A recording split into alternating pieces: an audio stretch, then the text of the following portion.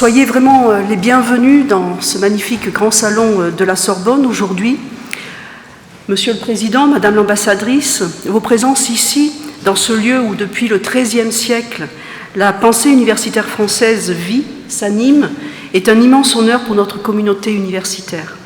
En tant que présidente de l'Université Paris 1 Panthéon-Sorbonne, je suis à la fois heureuse et honorée de vous accueillir ici, au cœur de ce qui symbolise l'université française à travers le monde, pour cette rentrée solennelle de l'École de droit de la Sorbonne.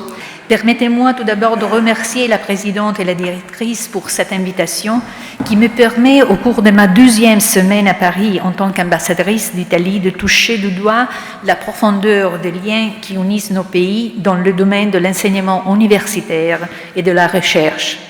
Ma joie pour cette rencontre avec les professeurs et les étudiants d'une des institutions universitaires les plus prestigieuses est pour moi encore plus grande car nous avons l'honneur d'avoir ici le sénateur Mario Monti, président de l'université Bocconi, ancien président du Conseil italien et ancien commissaire européen, une personnalité qui a marqué l'histoire de mon pays et de l'Europe.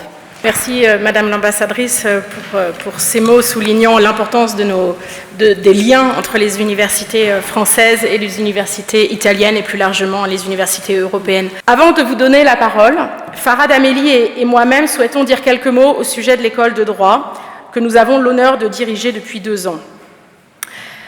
Car la rentrée solennelle, c'est aussi l'occasion de présenter quelques réalisations récentes et les projets à venir.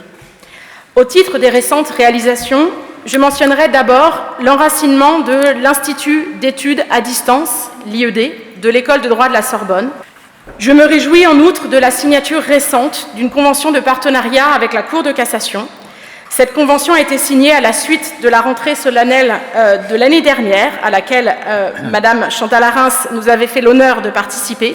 Et je profite donc de sa présence pour la remercier une nouvelle fois d'avoir pris l'initiative de cette convention et d'avoir également proposé cette année d'intervenir devant nos étudiants de licence pour leur présenter les métiers de la justice.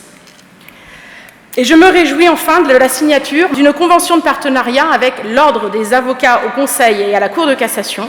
J'adresse mes sincères remerciements à son président François Molinier, représenté ici par l'ancien président de l'Ordre, Louis Boré.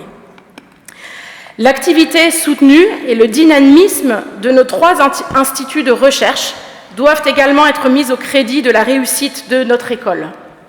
C'est en raison de son dynamisme et de son ouverture internationale, mais aussi de son ouverture aux autres disciplines, comme en témoignent nos 7 licences bidisciplinaires, que l'École de droit de la Sorbonne a été classée première faculté de droit de France dans les classements internationaux.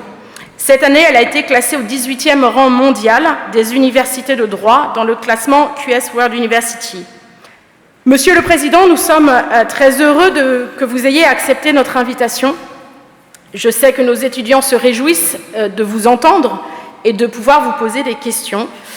En leur nom et au nom de l'École de droit de la Sorbonne réunie pour sa rentrée solennelle, nous vous adressons nos plus sincères remerciements. C'est un immense honneur pour moi prendre la parole à cette occasion à cause des institutions qui m'y invitent, la très prestigieuse Université Paris 1 Panthéon-Sorbonne et la aussi très prestigieuse dans son domaine École de droit de la Sorbonne. Bocconi a, je ne sais pas, un 7e de l'ancienneté de Bologne et nous ne sommes pas surpris que vous ayez visé très très haut aussi sur le plan historique. Mais peut-être vos successeurs dans quelques siècles se plieront aussi vers d'autres jeunes et agiles institutions italiennes.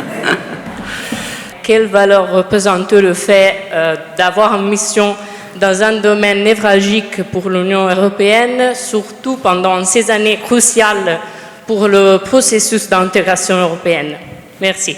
Vous avez parlé du moment le plus difficile de votre carrière en tant que commissaire Mais quels ont été les moments les plus marquants de votre expérience en tant que commissaire européen? J'imagine que vous voulez dire marquant dans un sens neutre, c'est-à-dire soit exaltation et joie, soit dépression à la limite du suicide institutionnel. Alors, marquant dans le sens négatif, c'était cette série de défaites à la Cour, dont j'ai déjà expliqué toutefois la grande portée positive en rétrospective. Vraiment, merci infiniment d'avoir été présent.